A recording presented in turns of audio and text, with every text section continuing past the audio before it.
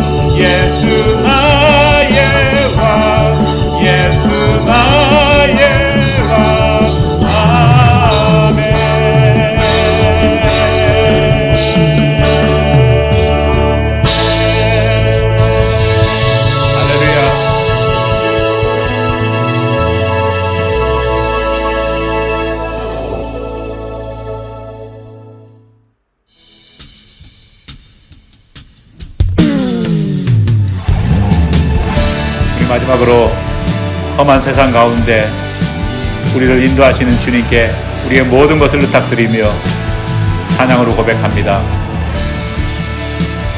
이 세상 험하고 나비록 약하나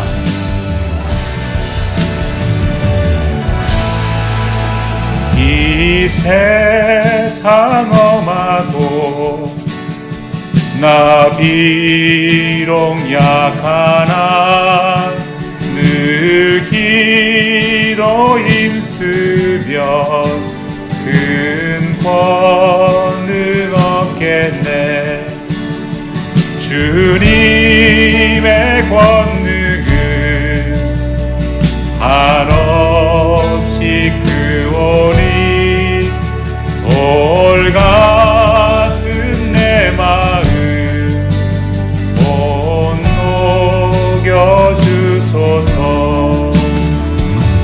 주의 은혜로 계속하여서 이와 같이 붉은 죄 눈같이 이겠네.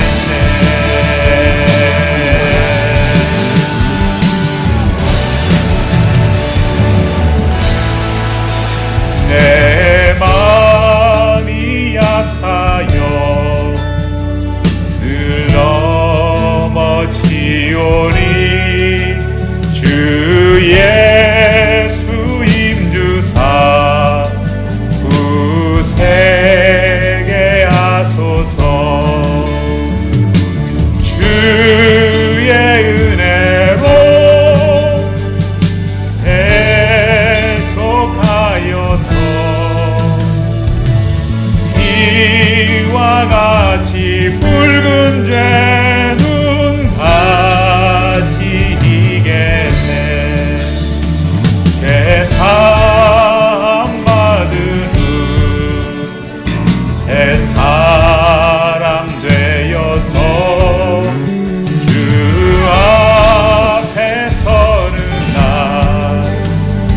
늘 찬송하겠네. 주의 은혜로 계속하여서 이와 같이 붉은 죄 눈같이 이겠네. 죄사함 받은 후 새 사람 되어서 주 앞에 서는 날 늘 찬송하겠네. 주의 은혜로 계속하여서 이와 같이 붉은 죄 눈같이 이겠네. 주의 은혜로 계속하여서 이와 같이 붉은 죄 눈같이 이겠네. 마지막으로 주의 은혜로 계속하여서 이와 같이 붉은 죄 눈같이 이겠네.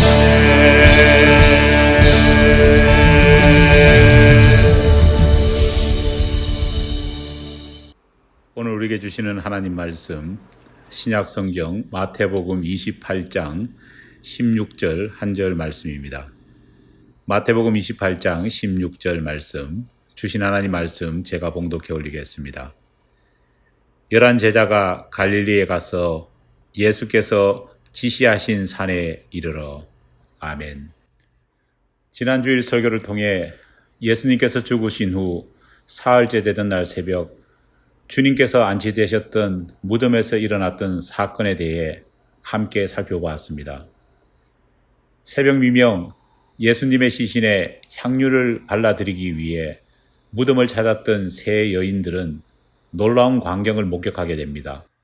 무덤 입구를 막고 있던 2톤이나 되는 거대한 돌이 저절로 옮겨진 것을 보았기 때문입니다. 게다가 무덤 속에서 그들은 천사를 만났습니다. 그리고 천사는 여인들에게 놀라운 소식을 전해 주었습니다. 예수님께서는 이미 부활하셨고 제자들보다 앞서 갈릴리로 가셔서 그들을 기다릴 것이라 말했기 때문입니다. 마가복음에서 마가는 놀라운 이 기적 사건이 있은 다음 세 여인과 제자들에게 이후 어떤 일이 일어났는지에 대해 자세히 기록하고 있지 않습니다. 그래서 우리는 천사가 말해준 것처럼 제자들이 갈릴리에 가서 그들을 기다리시는 예수님을 만났는지 만나지 못했는지 마가복음을 통해서는 알 수 없습니다. 그러나 다행히 마태복음을 기록한 마태는 12제자들 가운데 한 사람으로서 그날 이후 갈릴리로 간 그들이 어떤 일을 경험했는지에 대해 상세하게 기록하고 있습니다. 제자들과 여인들은 천사가 지시한 대로 부활하신 예수님을 만나기 위해 급히 갈릴리로 떠났습니다. 그리고 바로 그 천사가 약속해준 갈릴리에서 꿈에도 그리던 예수님과 다시 재회합니다. 그런데 여기서 한 가지 의문이 생깁니다. 왜 부활하신 예수님께서는 제자들을 다시 만날 장소로 하필 갈릴리였나는 것입니다. 종교적인 의미와 상징성을 따진다면 시골 구석인 갈릴리보다는 하나님의 집인 성전이 있는 유다 왕국의 예수도인 예루살렘이 더 나은 것 같습니다. 게다가 예루살렘은 예수님께서 십자가를 지신 곳이니 그런 곳에서 다시 제자들을 만난다면 더 극적으로 보일 것입니다. 정치적인 입장을 고려해 봐도 갈릴리보다는 예루살렘입니다. 생각해 보십시오. 십자가에서 그렇게도 처참하게 처형당했던 예수가 보란듯이 살아나 길거리를 활보하고 다닌다면 예수를 죽인 대적자들의 코를 납작하게 하는 것은 물론이거니와 이스라엘 전역에 큰 반향을 불러일으킬 것이기 때문입니다. 하지만 예수님께서는 굳이 부활하신 이후 제자들을 예루살렘이 아닌 갈릴리에서 다시 만나셨습니다. 왜 그랬을까요? 갈릴리는 예수님도 제자들도 하나님이 주신 사명을 시작한 곳이었습니다. 갈릴리는 예수님도 제자들도 하나님 나라에 대한 꿈을 함께 싹틔운 곳이기도 했습니다. 제자들에게는 예수님을 처음 만난 영적 첫사랑의 감격이 있는 곳이었습니다. 게다가 제자들에게 갈릴리는 그들이 믿음으로 결단한 곳이기도 했습니다. 제자들은 주님을 따르기 위해 조상 아브라함이 그랬던 것처럼 그들의 본토인 고향을, 친척들을, 그리고 그들의 가정을 버리고 예수님의 제자로 새 출발을 했던 곳이기도 했습니다. 예수님께서는 이처럼 모든 것이 새롭게 시작되고 출발된 갈릴리에서 마치 모든 것을 처음부터 다시 시작하시듯 제자들을 그곳에서 다시 만나신 것입니다. 총구석인 갈릴리와 비교할 때 예루살렘은 비교조차 할 수 없을 만큼 화려한 곳이었습니다. 도시의 크기도 영향력도 그리고 종교적인 상징성도 비교할 수 없었습니다. 사실 예루살렘은 제자들에겐 자신들이 갈릴리에서 갈고 닦았던 믿음과 신앙을 마음껏 펼쳐본 장소이기도 했습니다. 하지만 제자들의 예루살렘에서의 사역의 결과는 처참했습니다. 예수님께서는 그렇게 제자들을 갈릴리로 다시 불러 모으신 후 모든 것을 새롭게 다시 시작하길 원하셨습니다. 가슴 깊이 절망이란 상처에 가슴 아파하고 있던 상처 입은 제자들에게 다시 하나님 나라를 향한 꿈을 짓게 각인시키길 원하셨습니다.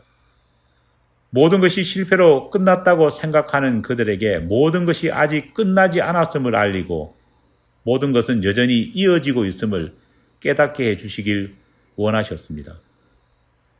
어쩌면 제자들을 향한 예수님의 이런 바램은 오늘 저와 우리 모두를 향한 바램이기도 합니다. 한꺼번에 밀려온 수많은 삶의 위기 앞에 당황하고 있는 우리를 향해, 좌절하고 있는 교회를 향해 예수님께서는 교회와 모든 크리스찬들이 다시 새롭게 처음부터 출발하고 새롭게 꿈을 키우고 새롭게 믿음의 불을 다시 붙이길 원하십니다. 그렇게 세 여인과 제자들은 갈릴리의 한 언덕 위에서 예수님을 다시 만났습니다. 그렇다면 부활하신 예수님께서 다시 만난 제자들에게 주신 첫 말씀은 무엇이었을까요? 마태복음 28장 18절로 20절입니다. 예수께서 나와 말씀하여 이르시되 하늘과 땅의 모든 권세를 내게 주셨으니 그러므로 너희는 가서 모든 민족을 제자로 삼아 아버지와 아들과 성령의 이름으로 세례를 베풀고 내가 너희에게 분부한 모든 것을 가르쳐 지키게 하라. 아멘. 주님께서 제자들에게 주신 첫 번째 말씀은 성부 하나님께서 예수님 자신에게 하늘과 땅의 모든 권세를 주셨다는 것을 알리는 것이었습니다. 그리고 예수님께서는 주님께서 받으신 이 권세에 힘입어 제자들 역시 세상을 향해 나아가 사람들에게 세례를 베풀고 주님께서 지금까지 전하신 하나님의 명령을 사람들이 지킬 수 있도록 가르치라는 것이었습니다. 도대체 주님께서 성부 하나님으로부터 받은 권세란 어떤 것이기에 다시 만난 제자들에게 이런 당부를 하실 수 있었던 것일까요?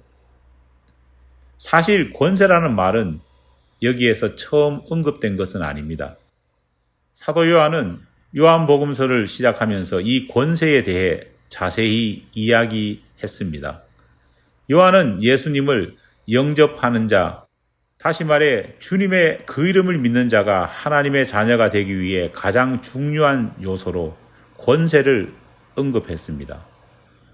영접하는 자, 곧 그 이름을 믿는 자들에게는 하나님의 자녀가 되는 권세를 주셨으니, 우리말 성경에서 권세라는 말로 번역된 헬라어 단어가 바로 엑수시아입니다.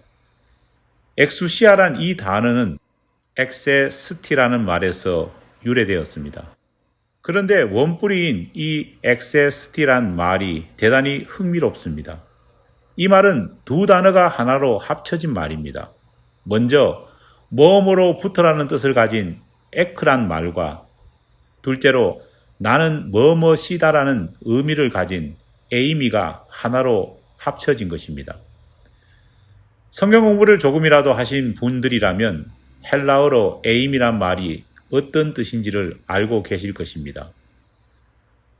요한복음에 특히 많이 나오는 이 단어는 예수님께서 사람들 앞에서 자기 자신을 정의할 때 자주 사용하신 전형적인 표현입니다.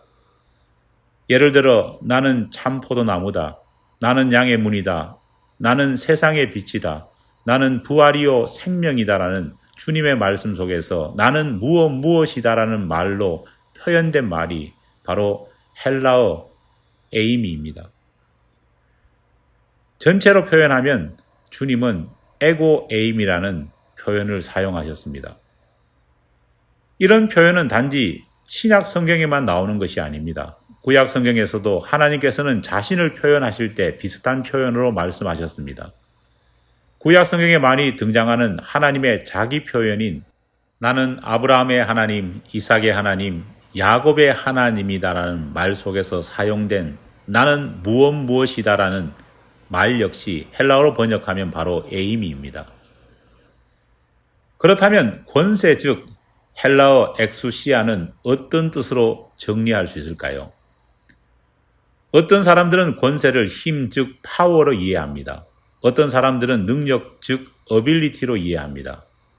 또 다른 사람들은 권위, 다시 말해 오탈러티로 권세를 설명합니다.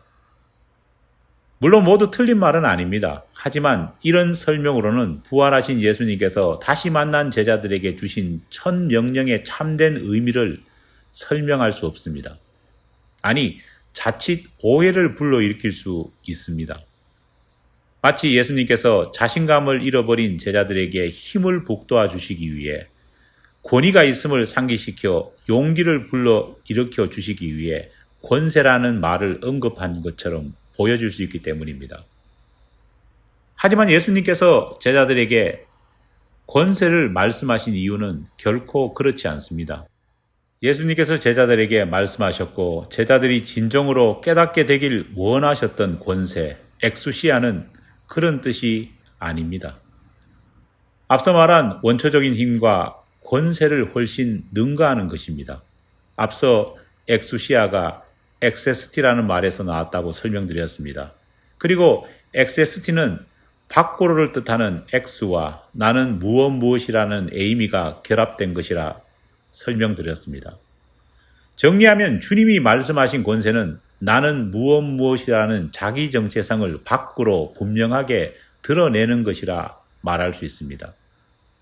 예수님께서 자신이 하나님의 사명을 받은 존재, 사명을 입은 사람임을 세상을 향해 분명하게 밝히셨던 것처럼 제자들 역시 예수님께 선택받은 자로서 자신이 사명자임을 분명히 밖으로 밝히는 것, 바로 그것이 권세인 것입니다.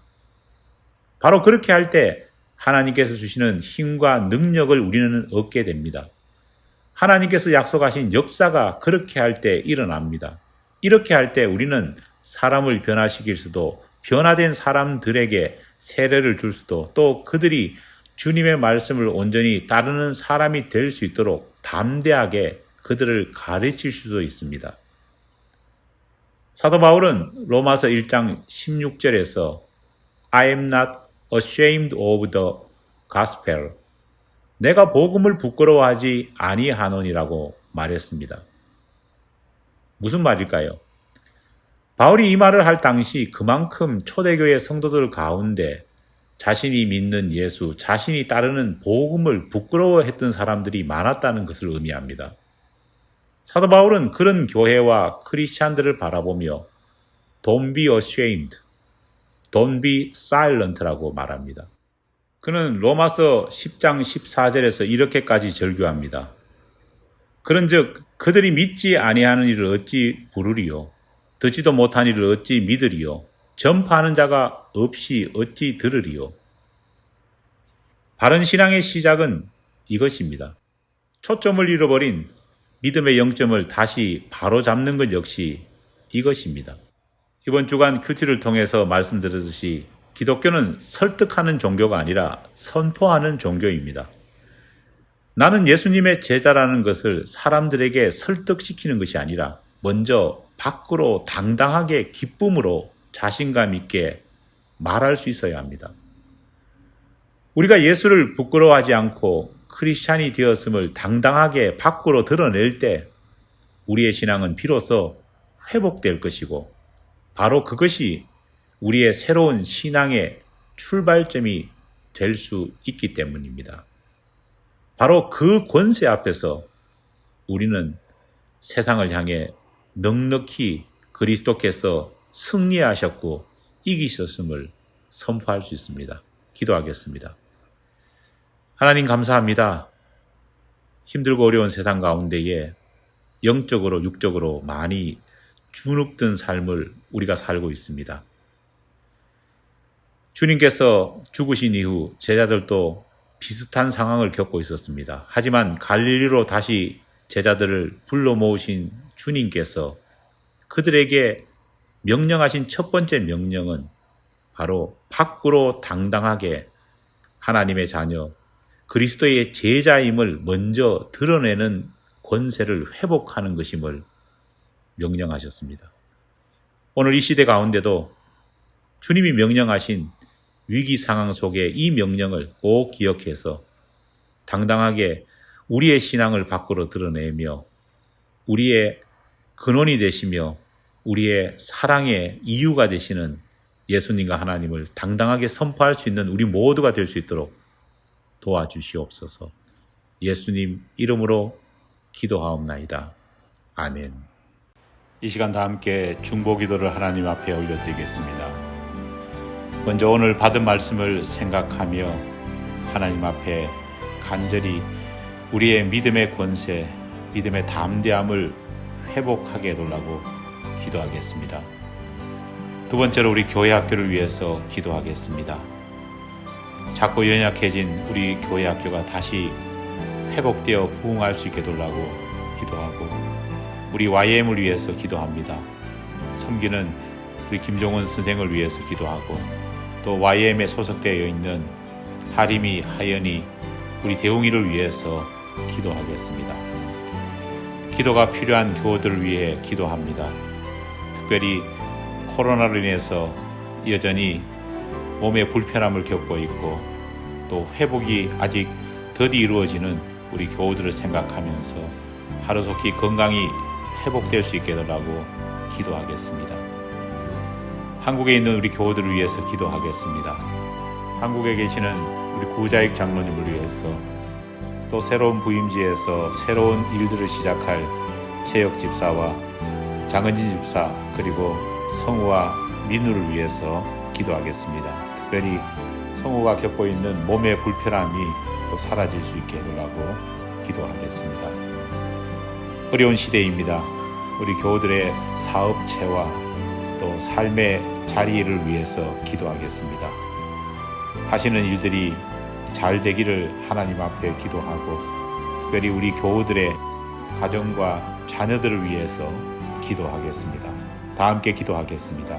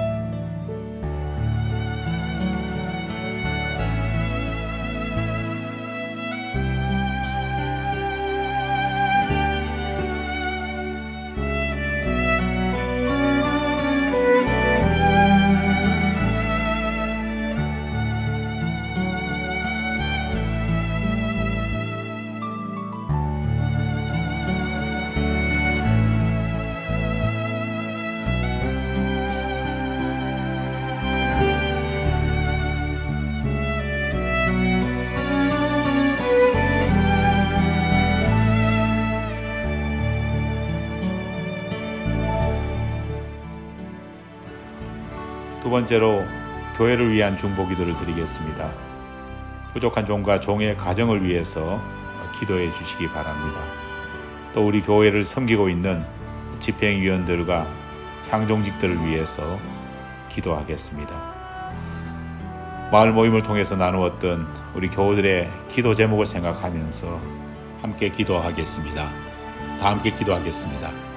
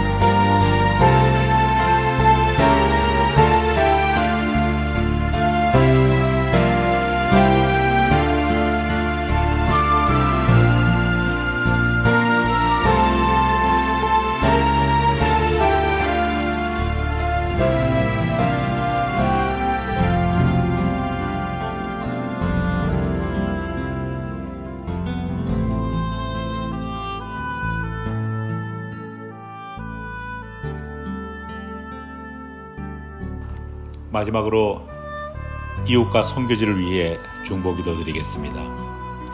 우리의 선교지인 니카라과 에베네셀 교회를 위해서 기도하고 섬기시는 이동원 선교사님과 또 사모님을 위해서 기도하겠습니다. 뉴욕 히스패닉 사역과 또 섬김을 담당하고 계시는 우리 이호성 목사님 그리고 최 사모님 자녀들을 위해서 또 기도하겠습니다. 미국과 한국 교회를 위해서 간절히 함께 기도하겠습니다. 잃어버린 예수의 권세를 미국과 한국 교회가 또 성도들이 회복할 수 있게 도라고 기도하겠습니다. 마지막으로 우두버리 감리교회를 위해서 기도합니다. 교우들의 건강과 또 섬기는 우리 이현태 목사님 또 가정을 위해서 자녀들을 위해서 기도하겠습니다. 다 함께 기도하겠습니다.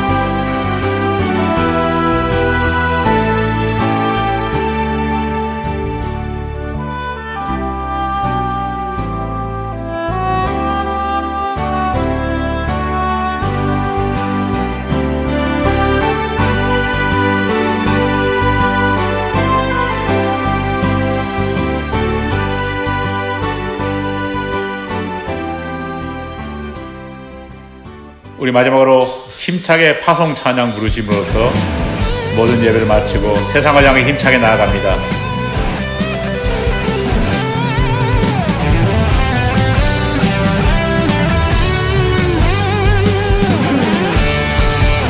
나의 반석이신 하나님, 행하신 모든 것 완전하시니 나의 생명 되신 하나님, 내게 행하신 일 찬양합니다. 아멘. 신실하신 하나님, 질수가 없으신 좋으신 나의 주, 신실하신 하나님, 질수가 없으신 좋으신 나의 주. 다시 한 번 더. 나의 반석이신 하나님, 행하신 모든 것 완전하시니 나의 생명 되신 하나님, 내게 행하신 일 찬양합니다. 아멘. 신실하신 하나님, 질수가 없으신 좋으신 나의 주, 신실하신 하나님, 질수가 없으신 좋으신 나의 주, 신실하신 하나님, 질수가 없으신 좋으신 나의 주, 신실하신 하나님, 질수가 없으신 좋으신 나의 주, 신실하신 하나님, 질수가 없으신 좋으신 나의 주, 신실하신 하나님, 질수가 없으신 좋으신 나의 주, 좋으신 나의 주, 좋으신 나의 주.